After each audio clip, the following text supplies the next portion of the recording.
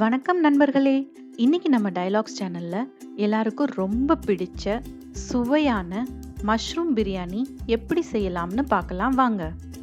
தேவையான பொருட்கள்: பட்டன் காளான் 400 கிராம், பாஸ்மதி அரிசி 3 கப், வெங்காயம் 2, தக்காளி சிறியது 2, இஞ்சி பூண்டு விழுது 2 மேஜை கரண்டி, மட்டன் மசாலா தூள் அல்லது பிரியாணி தூள் 2 மேஜை கரண்டி, கரம் மசாலா தூள் 1 மேஜை கரண்டி, பச்சை மிளகாய் 2, பெருஞ்சீரகம் 1 தேக்கரண்டி, கிராம்பு 4, ஏலக்காய் 4, இலவங்கப்பட்டை 1 துண்டு, பொடியாக நறுக்கிய கொத்தமல்லி புதினா இலைகள் 1 கைப்பிடி, எண்ணெய் 2 மேஜை கரண்டி, நெய் 2 மேஜை கரண்டி, உப்பு தேவையான அளவு, தண்ணீர் 6 கப், அரைத்து வைக்க துருவிய தேங்காய் 1 கப், முந்திரி 6.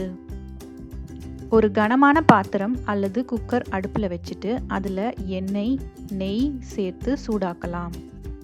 சூடானதும் அதில் எடுத்து வச்சிருக்கிற பட்டை ஏலக்காய் கிராம்பை பொரிய விடலாங்க. அடுத்ததா நம்ம நறுக்கி வச்சிருக்கிற வெங்காயம் பச்சை மிளகாய் சேர்த்து நல்லா வதக்கிக்கலாம்.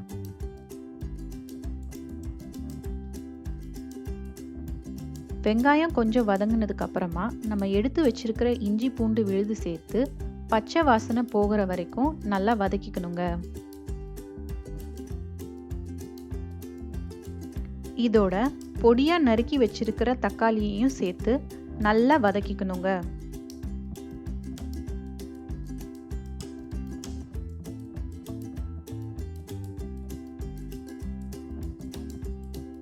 இதில் இப்போ கொஞ்சம் உப்பு சேர்த்து நல்லா வேக விடலாங்க.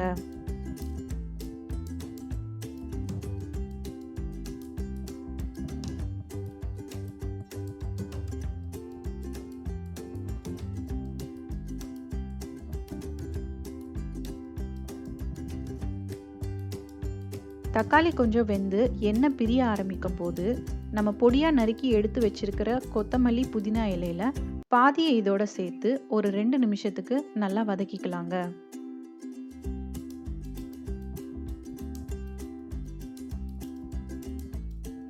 இப்போ இதோட எடுத்து வச்சிருக்கிற கரம் மசாலா தூள் மட்டன் மசாலா தூள் இதோட நான் சேர்த்து வதக்கிக்கிறேங்க.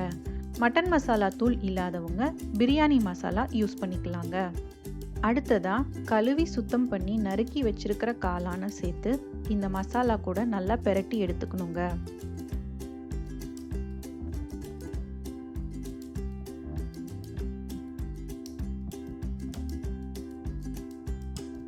காளானில் நம்ம சேர்த்துருக்கிற மசாலாலாம் சேர்ற மாதிரி நல்லா பெரட்டி கிளறி விட்டுக்கோங்க.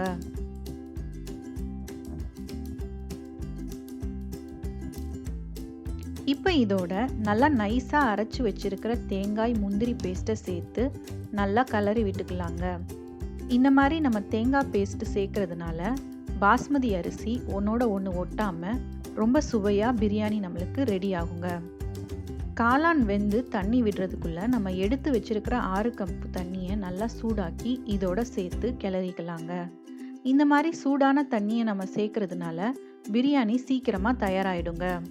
இப்போ இதை நல்லா கிளறி எல்லா மசாலாவும் நல்லா கரையிற மாதிரி கிளறிக்கலாங்க.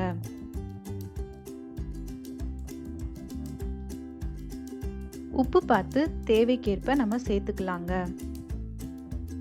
அதிகமாக காரம் சாப்பிட்றவங்க பச்சை மிளகாய் இல்லைன்னா மிளகாய் தூள் இப்போ இதோட நம்ம சேர்த்துக்கலாங்க. இப்போ இதை ஒரு கொதி வர வரைக்கும் கொதிக்க விடணுங்க.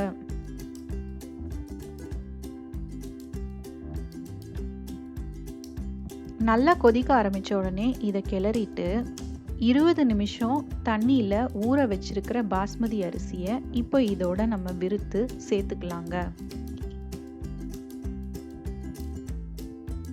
இப்போ இதை லேசாக கிளறிட்டு ஒரு மூடி போட்டு 5 நிமிஷத்துக்கு வேக விடலாங்க.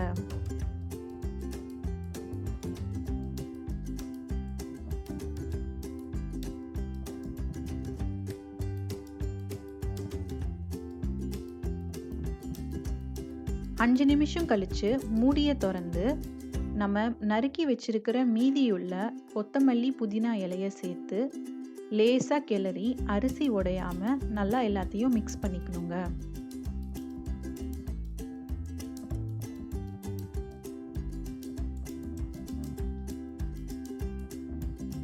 அடுப்பை சிம்மில் வச்சுட்டு இப்போ திருப்பியும் மூடி போட்டு இது மேலே ஒரு கனமான பாத்திரத்தில் கொஞ்சம் தண்ணி இல்லை ஏதாவது ஒரு பொருள் வச்சு தம் போட்டு 15 நிமிஷத்துக்கு வேக விடணுங்க. 15 நிமிஷம் கழித்து மூடியை திறந்து பார்க்கலாங்க. தண்ணி இன்னும் கொஞ்சம் இருந்துச்சு அப்படின்னு சொன்னோன்னா இதை லேசாக கிளறிட்டு மறுபடியும் மூடி போட்டு இன்னும் ஒரு 5 நிமிஷத்துக்கு வேக விடுங்க. நீங்கள் யூஸ் பண்ணுற பாஸ்மதி ரைஸ் பொறுத்து இதோட டைம் கொஞ்சம் மாறுங்க.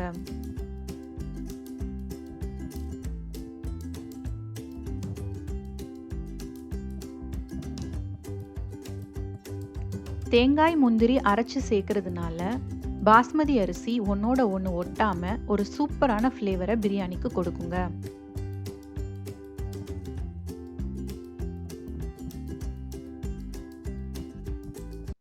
டட்டடா! ரொம்ப சுவையான அருமையான மணமான காளான் பிரியாணி தயாராயிடுச்சுங்க. ரொம்ப சிம்பிளான ஈஸியான காளான் பிரியாணியை நீங்களும் செஞ்சு பாருங்க. இந்த வீடியோ உங்களுக்கு பிடிச்சிருந்தா லைக் பண்ணுங்க, கமெண்ட் பண்ணுங்க, ஷேர் பண்ணுங்க, சப்ஸ்கிரைப் பண்ணிட்டு மறக்காம பெல் ஐகானை கிளிக் பண்ணுங்க.